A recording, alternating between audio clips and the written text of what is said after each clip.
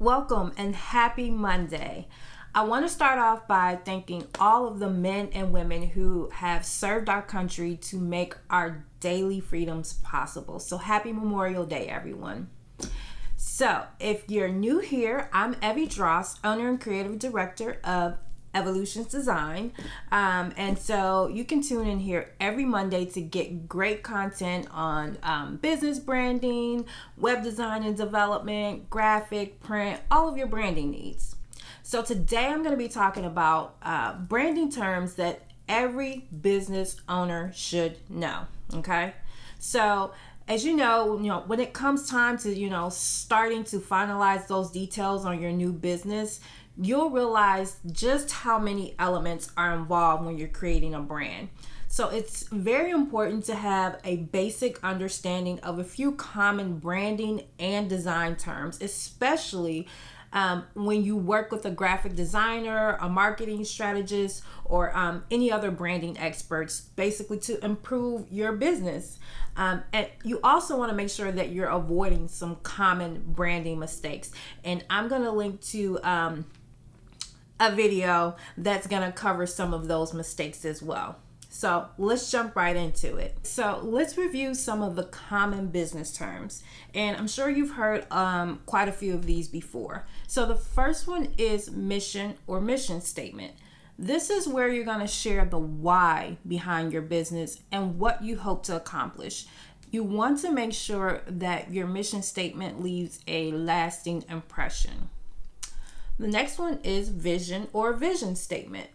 And this will include your long-term goals for your company and what direction you'd like to go with it in the future.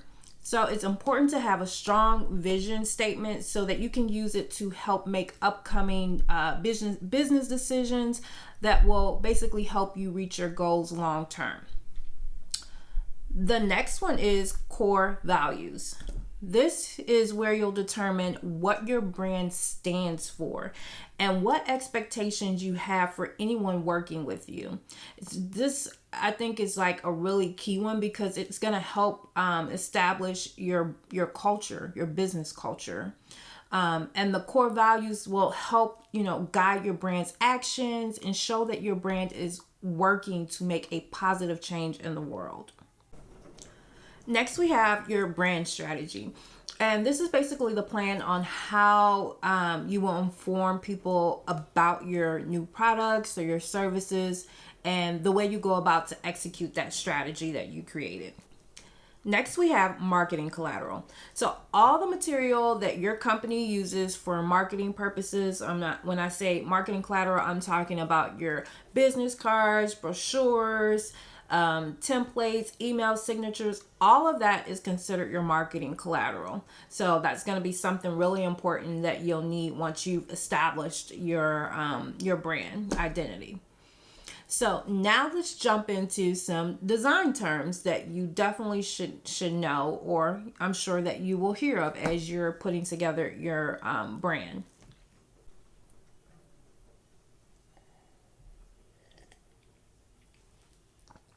Okay, so the first design term is typography.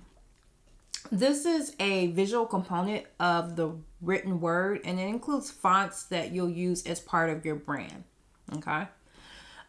Popular type of font that you'll hear maybe a lot of is serif font, and this is an extra stroke or curve that is added at the ends of the vertical and horizontal strokes of a letter, and they call those serif fonts. The opposite of that is a sans serif font, and that doesn't include any extra strokes at the end of the letters, and it's best for short sections of text and when the text will appear in smaller spaces. The next term that you need to know is a color palette. And this includes all of the colors you'll use in your brand style guide. You'll use your chosen color palette In every aspect of your business, from your website, printed materials, email signatures, it's really important that you utilize whatever brands were established in your brand guidelines to ensure that your brand continues to stay cohesive and streamlined. And it's important to make sure that those colors work harmoniously together. And a graphic designer will be able to help create a well-balanced palette that you'll love. Next is your actual logo. And it's a recognizable and memorable symbol or mark that identifies your company. And a logo will usually include your business name or initials, so it's easy to recognize. And if you haven't already, please go check out our top logo trends of 2020 to give you a little bit of inspiration if you're just getting started with doing your logo. Okay, so another design term that you may hear is brand mark. And this is a symbol or a mark that represents your company. So, for example, if you think about Apple's brand mark is a white apple. And so when people see it, they know exactly what brand it stands for without even seeing the company's name. And that's kind of more of a logo style that I recommend more so for more established brands. So until you get there, I always recommend that my clients include actual text in their logos too. And then you can break it out as you become more recognizable. The next term is style guide. And this is basically a comprehensive set of design standards related to your brand.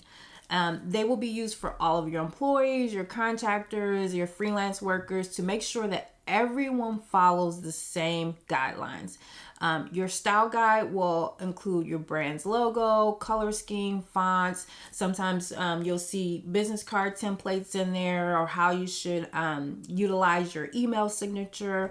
It's important to the integrity of your business to create uniformity in your branding, so it's easy for customers to spot anything that represents your brand.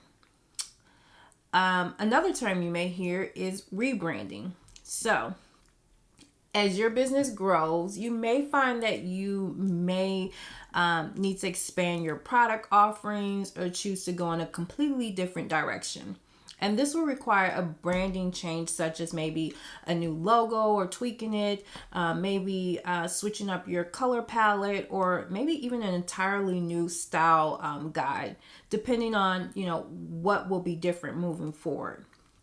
So it's important to be strategic. I can't say that again, strategic, when you rebrand, to make sure that you don't lose the brand awareness you've already worked so hard to build. Okay, so as I wrap up, I want you to keep in mind that every successful business implements a branding strategy and has a style guide that includes the elements that I've shared with you today. So I hope that these branding terms will help make the process of creating your own brand, go more smoothly moving forward. So I will talk to you guys next week. Tune in Monday. All right.